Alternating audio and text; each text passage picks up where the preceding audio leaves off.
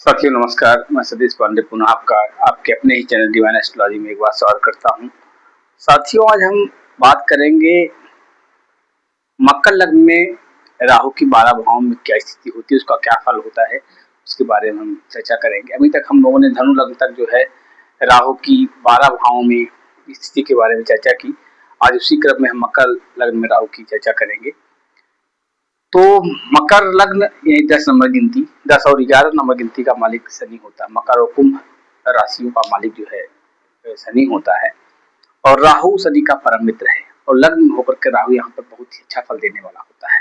ऐसा जातक बहुत हिम्मती, बहुत ही पराक्रमी, विषम परिस्थितियों में हिम्मत को न हारने वाला होता है। दूसरी बात है 10वें भाव से हम शरीर का भी निर्णय लेते हैं तो ऐसा जातक कर काठी से बेशक दुबला पतला ही होगा लेकिन बहुत ही मजबूत होता है वो और हिम्मत उसमें बहुत ही अधिक होती है। और राहु की 5वीं दृष्टि जो है पंचम भाव अपने मित्र राशि अपने मित्र की राशि वृषभ पे पड़ने का जातक भाग्यशाली भी होता है। जातक की शिक्षा दीक्षा भी उत्तम होती है और जातक के संतान भी अच्छी होती है। क्योंकि पंचम भाव से हम संतान का भी निर्णय लेते हैं तो संतान भी जातक की अच्छी होंगी। सप्तम भाव में राहु की 7वीं दृष्टि पड़ने से जातक का दाम्पत्य जीवन थोड़ा सा कष्टकारी होता है। उसको जो है पारिवारिक जीवन में उसके किसी प्रकार ग्रहण लगा रहता है। और 9वीं दृष्टि इसकी जो है धर्म स्थान पर पड़ने के कारण जातक और मित्र राशि बुध पर पड़ने के कारण बुध की राशि कन्या पड़ने का और कन्या राशि में बुध की अच्छी राशि मानी जाती है तो यहाँ पर पढ़ने का जातक जो है धार्मिक होता है, तीर्थयात्राओं का जो है भ्रमण करने वाला होता है और जातक को पिता से भी सहयोग मिलता है। क्योंकि यहाँ पर 9वें भाव से पिता का भी विचार करते हैं, जातक को पिता से भी अच्छा खासा सहयोग मिलता है। और अगर यहाँ पर बुध अच्छी स्थिति में है तो ठीक है, नहीं तो कभी कभी जो है पिता को थोड़ा सा चर्म रोग संबंधी समस्याएं भी हो जाती है। तो यहाँ पर कुल मिलाकर के जातक के राहु की दृष्टि 9वीं दृष्टि बहुत अच्छी होती है। यही दूसरे भाव में अगर राहु होता है तो एक पर शनि की राशि होती है जिसको हम कुंभ कहते हैं, 11 नंबर गिनती का मालिक कुंभ होता है। तो यहाँ पर राहु बैठ करके अच्छा धन का जो है बैलेंस करने वाला होता है। ऐसा जातक धन संचयी होता है, उसके पास धन अवश्य होगा। और ये वाणी भी उसकी बहुत ही संयमी होती है, वाणी धीर गंभीर वाणी वाला होता है। लेकिन अगर गुस्सा उसको आ जाए तो फिर वाणी पर कभी कभी नियंत्रण भी खो देता है। क्योंकि दूसरे भाव से हम वाणी का भी निर्धारण करते हैं तो दूसरे भाव से धन बैलेंस और वाणी का निर्धारण करते हैं। तो यहाँ पर जातक के पास धन संचय होगा। और जातक की राहु की 5वीं दृष्टि जो है उसके शत्रु राशि उसके मित्र राशि जो है बुध के राशि मिथुन पर पड़ने का ऐसा जातक जो है सप्तमता योग बनाता है। थोड़ा सा जातक अगर नशे का से आदी हो जाता है तो फिर उसको बहुत नुकसान होता है, अन्यथा की स्थिति बहुत अच्छा होता है। और यहाँ पर राहु जो है सप्तमता योग बनाता है। अगर राहु की यहाँ पर दृष्टि पर है प्रेमित के घर पर तो ऐसा जातक निसंदेह जो है बहुत ही पराक्रमी होने के साथ साथ उसके जीवन में कुछ बिगाड़ नहीं सकते हैं। थोड़ा सा राहु को अपने पेट संबंधी चीजों का ध्यान रखना चाहिए। पेट वगैरह उसके अक्सर खराब रहते हैं, खराब हो सकते हैं। वहीं राहु की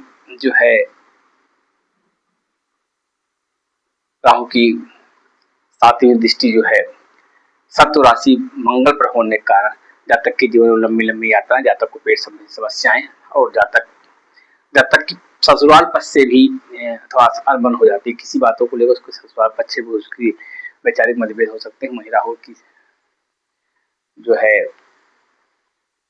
9वीं दृष्टि जो है लग्न स्थान मित्र राशि पढ़ने का ऐसा जातक जो है अपने जीवन काल में उसका भाग्य अच्छा साथ देता है। जातक बहुत ही मेहनती होता है और जातक को पिता के कर्म का फल मिलता है। पिता के उसके अच्छे जॉब में हो तो उसका भी उसको एडवांटेज मिलता है। वहीं राहु का 3य स्थान पराक्रम स्थान पर होता है। क्योंकि बृहस्पति को बृहस्पति के धनु राशि में नीच का हो जाता है, लेकिन इसकी मीन राशि में यह ठीक ठाक फल देता है। क्योंकि लग्नेश का मित्र है और रेशम मित्र की राशि में बैठा हुआ है, जैसा जातक निसंदेह बहुत ही जिस काम में वह लगा रहता है उस काम में बहुत ही पराक्रमिक होता है, बहुत ही परिश्रम करने वाला होता है। और इसकी एक तो पांचवी दृष्टि इसकी जो है अपने शत्रु राशि पर होने के कारण ऐसे जातक को प्रयास करना चाहिए, साथी के व्यापार से बचना चाहिए और पारिवारिक जीवन में भी उसके कला बना रहता है। वहीं इसकी सातवीं दृष्टि जो है अपने मित्र की राशि बुध पर होने के कारण जिससे जातक धर्म यात्राओं की यात्रा करने वाला, धर्मस्थलों की यात्रा करने वाला होता है, धर्म के बारे में जातक ही बहुत ही अच्छा विचार रखता है। और इसकी साथ ही नौवीं दृष्टि जो है एकादश भाव पर शत्रु राशि पर होने का जो है जातक के जीवन में जो है थोड़ा सा आय के साधनों में वह शुरुआती दौर में वह आय के साधनों को रोकता है, लेकिन धीरे धीरे जैसे जातक क्योंकि यहाँ पर बैठकर जातक परिश्रमी होगा, अगर आलसी होगा तो दिक्कत है, अगर परिश्रमी होगा तो जातक का धीरे धीरे जैसे उसकी उम्र बढ़ती है वैसे वैसे जातक जो है जातक के आय के स्रोत बनने लगते हैं। वहीं जो है लग्न में अगर राहु बैठा हुआ है, माने पहला चौथा सातवां दसवां स्थान लग्न का होता है, उनका लग्न में राहु बैठा हो, किसकी राशि में बैठा हुआ है? मंगल की राशि में बैठा हुआ। चौथे स्थान में बैठ करके राहु माता की उम्र को कम करता है, माता अल्पायु होंगी। और चौथे भाव में बैठ करके पारिवारिक कलह बनाए रखता है, भाइयों से नहीं पटेगी, माता से वैचारिक मतभेद हो सकते हैं, या जातक माता से जन्मस्थान से दूर भी हो सकता है। चौथे भाव में बैठ करके इसका ये फल होता है। 1 2 3 4 5वीं दृष्टि की नीच राशि शत्रु राशि पर होने का, जैसे सूर्य की राशि पर होने का, यहाँ पर जातक के जीवन में तमाम प्रकार के व्याधियां, तमाम प्रकार के कोर्ट कचहरी के मामलों में जातक घिरा रहता है। और इसकी नवीं दृष्टि द्वादश स्थान पर नीच राशि में होने का जातक के जीवन में व्यय बहुत रहता है, व्यय बना रहता है, व्यय की अधिकता रहती है और जातक कुल मिलाकर के अपने व्यय को बैलेंस करने में ही उसको और भी अधिक कर्जे लेने पड़ जाते हैं। तो यहाँ पर बैठकर राहु की स्थिति अच्छी नहीं मानी जाती है। यहाँ पर बैठकर राहु जो है पारिवारिक कलह देता है, माता के सुख में कमी देता है, उसके बाद कोर्ट कचहरी के मामले देता है। 1 2 3 5वीं दृष्टि 6 7 8 9 और 9वीं दृष्टि इसकी द्वादश भाव में पड़ने के कारण, अपने नीच राशि में पड़ने के कारण ऐसा जातक निसंदेह जो है बहुत ज्यादा उसके जीवन में खर्च रहते हैं, इसको बताया गया। वहीं पंचम स्थान में राहु अगर रहता है अपने मित्र राशि वृषभ राशि में होने का, यहाँ पर राहु अच्छा फल देने वाला माना गया, क्योंकि लग्न का मित्र है और मित्र के घर में बैठा हुआ है, मित्र की राशि में बैठा हुआ है। यहाँ पर जातक उच्च शिक्षित होता है, उसकी शिक्षा उच्च स्तर की होती है, उसके बच्चों की शिक्षा उच्च स्तर की, बच्चों को विशेष प्रेम करने वाला होगा।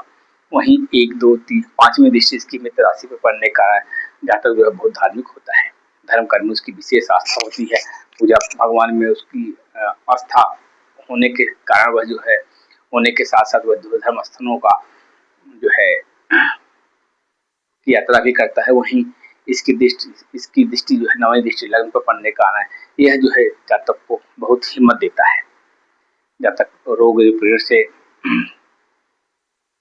बरी रहता है। तो यहाँ पर राहु की स्थिति बहुत अच्छी मानी गई। वहीं छठे स्थान पर राहु अपने मित्र की राशि मिथुन में बैठने का कारण जातक शत्रुहंता योग बनाता है।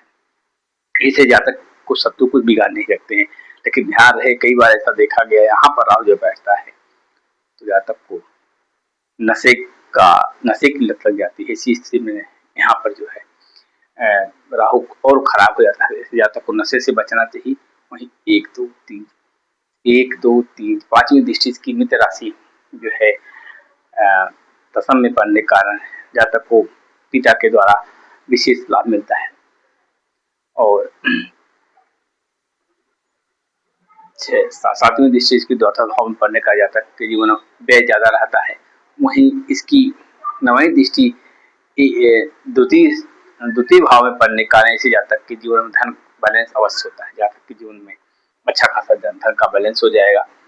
वहीं राहु अगर सप्तम भाव में होता है तो ये स्थिति बड़ी खराब मानी जाती है। सप्तम भाव में राहु का होना अच्छा नहीं माना जाता है, दाम्पत्य सुख के लिए, साझेदारी व्यापार के लिए अच्छा नहीं माना जाता है। ऐसा जातक निसंदेह उसके जीवन में पारिवारिक जीवन में कलह रहता है। वहीं 1, 2, 3, 4, 5वीं दृष्टि इसकी नीच राशि मंगल पर होने का ऐसा जातक जो है निसंदेह उसके जीवन में आय के जो है साधन बहुत अल्प मात्रा में होते हैं, उसके जीवन में व्यय जो है अधिक बना रहता है। वहीं 7वीं दृष्टि इसकी जो है लग्न पर होने का जातक बहुत हिम्मती होता है, शरीर से दुबला पतला बेशक हो लेकिन हिष्ट पुष्ट होता है। वहीं इसकी दृष्टि जो है 9वीं दृष्टि इसकी पराक्रम भाव पर होने का जातक कभी कभी परिस्थितियों से हार जाता है और अब जो है अपने पराक्रम में उसकी कमी देखी गई है। वहीं राहु अगर अष्टम भाव में होता है तो राहु ये स्थिति बिल्कुल ही खराब मानी जाती है। ऐसी स्थिति में जातक को बहुत ज्यादा कभी कैंसर तक के रोग जातक को यहाँ पर बैठ करके राहु दे देता है और पेट संबंधी समस्या उसको ज्यादा होंगी। पेट संबंधी कैंसर होने की उसकी संभावनाएं बहुत है, लेकिन मैंने बारंबार आपसे बताया है कि एक ग्रह के निर्णय से हम किसी निष्कर्ष पे नहीं पहुंचे। यहाँ पर मान लीजिए शत्रु राशि मैंने शनि की खराब दृष्टि जो है 7वीं दृष्टि से शनि या 9वीं दृष्टि 10वीं दृष्टि शनि की पर है तो स्थिति ज्यादा खराब होगी। अन्यथा स्थिति में जातक कुछ समस्या अगर हो भी तो पूरा जीवन जी लेता है। वहीं 1, 2, 3, 4, 5वीं दृष्टि इसकी जो है अपने नीच राशि धनु में नीच का हो जाता है तो इसी स्थिति में जातक का अपव्यय बहुत होता है। वहीं 7वीं दृष्टि इसकी एक द्वितीय भाव में होने का जातक के पास हो सकता है पिता के द्वारा दिया गया कुछ पैसा हो। वहीं इसकी 9वीं दृष्टि जो है चतुर्थेश भाग पर होने का माता के आयु को कमी करने वाला होता है। पारिवारिक जीवन उसका बहुत ही तनावपूर्ण होता है। वहीं अगर राहु 9वें भाव में बैठा हुआ है तो ऐसा जातक जो है निसंदेह उसका वो भाग्यशाली होता है, भाग्य के माध्यम उसका भाग्य हमेशा साथ देता है। वहीं 1, 2, 3, 4, 5वीं दृष्टि की लग्न पर पड़ने का जातक काठी से मजबूत होता है, आत्मबली होता है, निरोगी होता है। वहीं 7वीं दृष्टि की जो है तृतीय भाव पर पड़ने का जातक पराक्रमी होता है और 9वीं दृष्टि की पंचम स्थान पड़ने का जातक निसंदेह उच्च शिक्षित होता है, उसकी संतानें भी अच्छी होती हैं, शिक्षित होती हैं। वहीं राहु अगर अपने 10वें स्थान में होता है तो बहुत ही अच्छा माना जाता है, लेकिन जातक का प्रारंभिक जीवन थोड़ा सा तकलीफ वाला होता है, बचपना उसका हो जाता है, भाव बीता है, लेकिन जैसे जैसे उसकी युवावस्था आती जातक का भाग्य उदय होता जाता है तो यहाँ पर जातक उनको पिता से विशेष प्रकार का स्नेह और प्यार मिलता है। वहीं 1, 2, 3, 5वीं दृष्टि की धन स्थान पड़ने का जातक के जीवन में धन का बैलेंस होता है। वहीं 7वीं दृष्टि की जो है अपने नीच राशि अपने शत्रु राशि मंगल के पड़ने का जातक के जीवन थोड़ा सा माता संबंधी समस्याएं रहती हैं। वहीं 9वीं दृष्टि की जो है 6वें स्थान पड़ने का जातक शत्रुता योग बनाता है। ऐसा जातक के जीवन में शत्रु कुछ भी उसका नहीं बिगाड़ सकते हैं। रोग भी उसको होंगे लेकिन रोग ऐसे जानलेवा नहीं होंगे, वो पूरी करके ही जो है अपने मोक्ष को प्राप्त होता है। वहीं एकादश भाव में राहु का होना अच्छा माना जाता है, क्योंकि शत्रु राशि में है, लेकिन यहाँ पर क्या होता है कि एकादश भाव में पाप ग्रहों का होना अच्छा माना जाता है। यहाँ पर राहु जो है तमाम प्रकार के योगों का सृजन करता है, जातक के आय के संबंध में आय अच्छी उसकी होगी। वहीं 2, 3, 4, 5वीं दृष्टि की पराक्रम भाव पर होने का जातक मेहनती भी होगा और 7वीं दृष्टि उसकी अपने मित्र राशि पर होने के कारण जातक शिक्षित होता है। जातक के जीवन में जातक की शिक्षा उच्च होती है, जातक के संतान भी उच्च शिक्षित होती है। वहीं इसकी 9वीं दृष्टि जो है सप्तम स्थान पढ़ने का जातक के जीवन थोड़ा सा पारिवारिक जीवन तनावपूर्ण कलापूर्ण होता है। वहीं राहु अगर 12वें भाव में होता है जिसकी नीच राशि है, यहाँ पर जातक राहु का होना अच्छा 6वें 8वें 12वें भाव पाप ग्रहों का होना अच्छा नहीं माना जाता है। यहाँ पर जातक का सबसे बड़ी समस्या जो जातक के वो अपव्यय है, बहुत ज्यादा उसको खर्च करने पड़ते हैं। और 1, 2, 3, 5वीं दृष्टि की जो है चतुर्थ स्थान पढ़ने का जातक की माता की उम्र कम होती है, जातक को घरेलू सुख कम मिलता है, जातक को घर से दूर रहना पड़ता है। वहीं इसकी 5, 6, 7वीं दृष्टि इसकी तृतीय स्थान में पढ़ने के कारण जो है शत्रु उसके जीवन में अवश्य होंगे। वहीं 8, 9वीं दृष्टि की जो है शत्रु राशि अष्टम में पढ़ने के कारण भी स्थिति अच्छी नहीं मानी जाती है। राहु 12वें भाव में करके इसकी जो है एक दृष्टि 6वें और 8वें स्थान में पढ़ने के कारण एक कहीं से भी हितकारी नहीं मानी जाती है।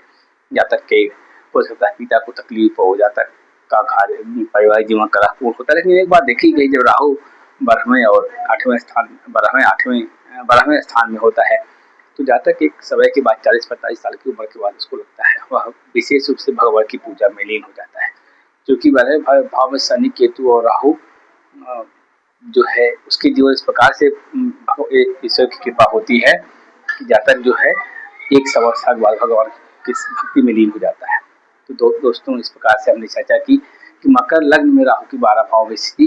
निसंदेह आपको पाठ थोड़ा सा भी बोरिंग लग सकता है, लेकिन धीरे धीरे हम इसके बारे में और जैसे जैसे और भी विषय इसके बारे में बताते जाएंगे, आपको विषय अच्छा लगता जाएगा। तो साथियों, आज के लिए बस इतना ही। कल हम पुनः जो है कुंभ लग्न में राहु की 12 भाव स्थिति के बारे में चर्चा करेंगे। तब तक के लिए धन्यवाद। आपसे मेरा निवेदन है कि आप चैनल को ज़्यादा से ज़्यादा शेयर करें, सब्सक्राइब करें, ताकि हमारा मोटिवेशन होता जाए। आज के लिए इतना ही, बस धन्यवाद।